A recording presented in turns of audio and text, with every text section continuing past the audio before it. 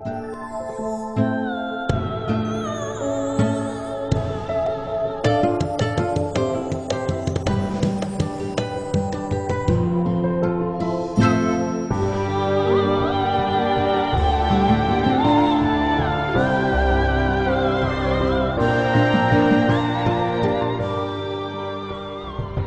historia recuerda que el 30 de agosto de 1615, vista la proximidad de buques holandeses frente a las costas de Perú, la Iglesia dispuso que se elevaran rezos en todos los monasterios para evitar la invasión de los calvinistas.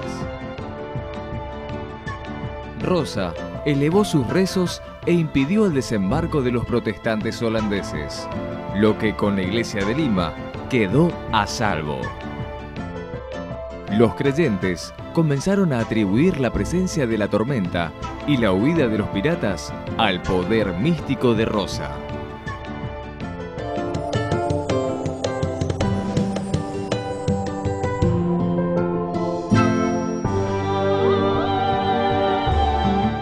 Isabel Flores de Oliva nace en la ciudad de Lima en el año 1586, un 20 de abril, y es conocida por todos nosotros como Santa Rosa. Sus padres son españoles, asentados en Lima, de condición muy humilde. Rosa tenía una gran particularidad, era una mujer muy bella y con mucho encanto. De ahí justamente la denominación de Rosa que se le coloca a Isabel, nombre que le coloca una mucama indígena que tenía la familia en su casa.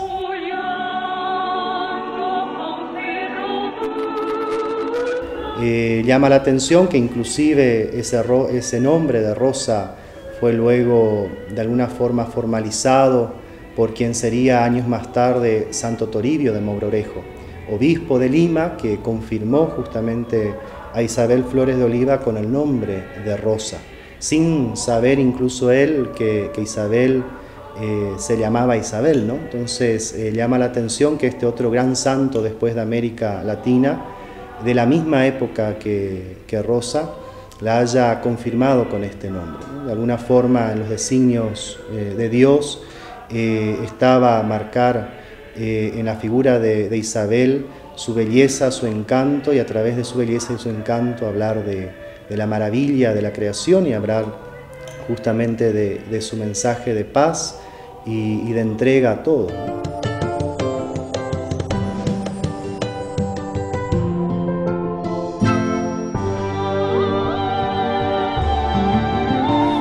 La vida de Santa Rosa de Lima transcurre en el Perú, en la capital virreinal, a fines del siglo XVI y principios del siglo XVII. Un aspecto muy importante de esa vida colonial en el siglo XVI fue la vida espiritual.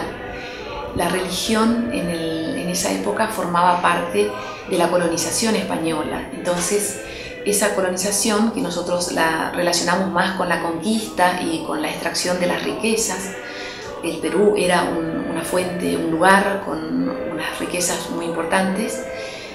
Sin embargo, esa conquista estaba asociada también con la conquista religiosa. Lima era una ciudad que tenía muchas iglesias, alrededor de 20 para la época.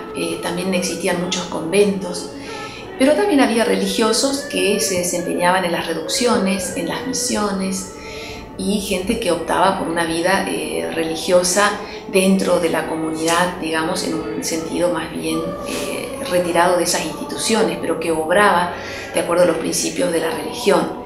Por ahí, en ese tipo, hallamos a Santa Rosa de Lima.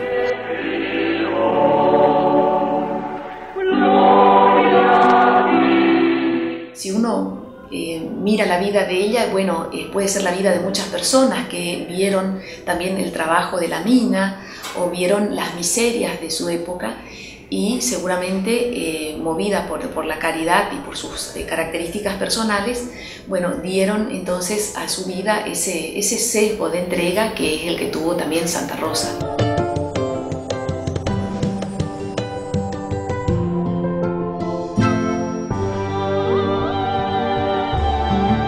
En el año 1615 Lima sufre el ataque de los corsarios holandeses, ante lo cual Rosa convoca a todas las mujeres limeñas a la iglesia catedral y juntas rezan un rosario a la Santísima Virgen para la liberación de Lima.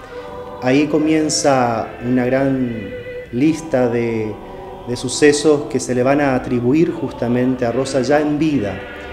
Se la va a considerar una santa. Rosa fallece un 24 de agosto de 1617 a los 31 años, sufriendo muchos dolores, retirada del mundo, y en sus funerales muchos son convocados, toda Lima, toda Perú recurre a los funerales y ya la proclaman santa en esos días, ¿no? Y llama la atención que en el año 1671 el Papa Clemente X la canoniza y la nombra patrona de América y patrona de las Filipinas.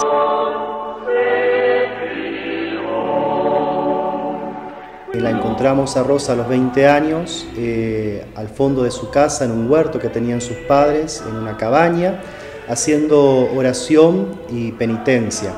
Y es en este tiempo en donde Rosa va experimentando un encuentro muy íntimo con el Señor y con María, y la vemos teniendo visiones y encuentros y charlas y diálogos con María. Rosa es una mujer totalmente entregada a Dios, sin olvidar también a sus hermanos. Es así que también la encontramos a Rosa, a pesar muchas veces de su madre, que no entendía mucho de esta tarea que hacía Rosa, muy cercana a los pobres. Rosa decía que en los pobres ella veía a Jesús, por eso servir a los pobres y a los enfermos era servir al Señor Jesús. Por eso también ella en su vida resume el gran mandamiento de Jesús, que es el amor a Dios y el amor al prójimo.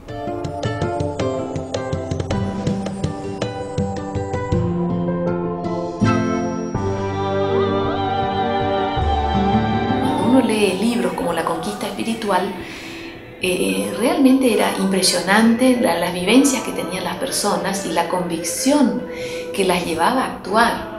Cuando uno piensa en los jesuitas que trabajaron en las reducciones con tantas penurias, uno dice, bueno, si no tuvieran esa convicción y esa fe de que llevaban un mensaje humano y un mensaje de valor, bueno, no hubieran actuado. Entonces yo creo que esas personas excepcionales habrán existido con rasgos muy fuertes de su personalidad, y más allá de cómo hoy se interprete eso, son por sí mismos ejemplos de una vida diferente, con otras referencias y con otro ímpetu.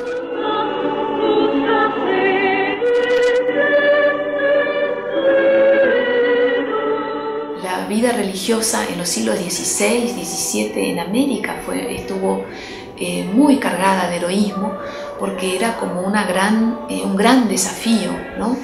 Entonces ese es un rasgo que debemos considerar cuando se toma la vida de una santa o de otros santos que actuaron en América.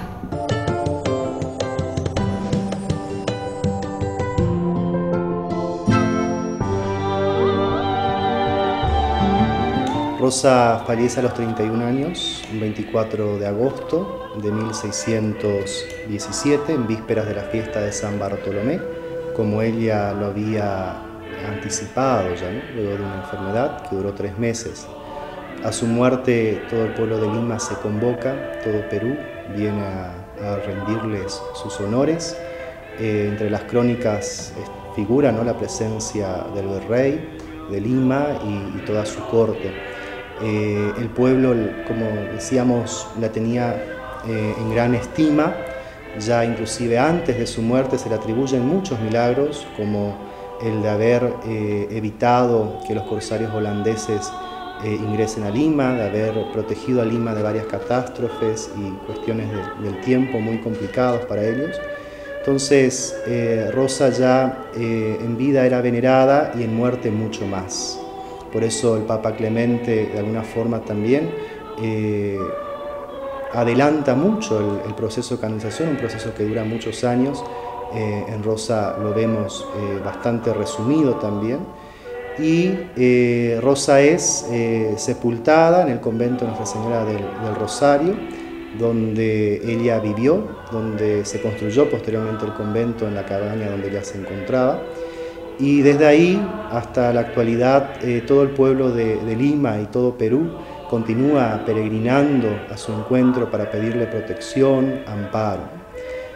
Más allá de toda la vida de Rosa, de sus historias, de las crónicas que podemos tener y conocer, hay que tener presente que Rosa vivió en un tiempo nada fácil, en un tiempo en el que se dio el encuentro de dos culturas, se formó y se gestó la cultura criolla en nuestro continente, una época de luces y de sombras, donde Rosa verdaderamente fue una antorcha que iluminó a su época y que invita a todos los cristianos también a ser comprometidos con su realidad.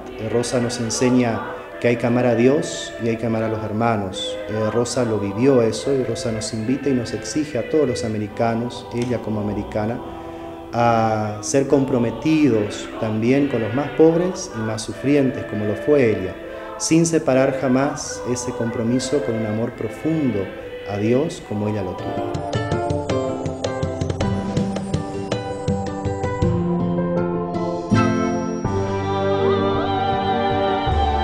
Rosa de Lima, al otro día San Ramón, siendo martes 31, gran celebración. En el hemisferio austral, a partir de mediados de agosto, es común oír hablar de la tormenta de Santa Rosa. Popularmente, se afirma que se produce unos días antes o unos días después del 30 de agosto. Asociada al santoral de Santa Rosa de Lima, patrona de las Américas, agregando la creencia de ser una de las peores tormentas del año. Durante la festividad, se fue observando que con cierta regularidad se presentaban truenos, relámpagos y lluvias, de lo que pronto nació el mito de la tormenta de Santa Rosa.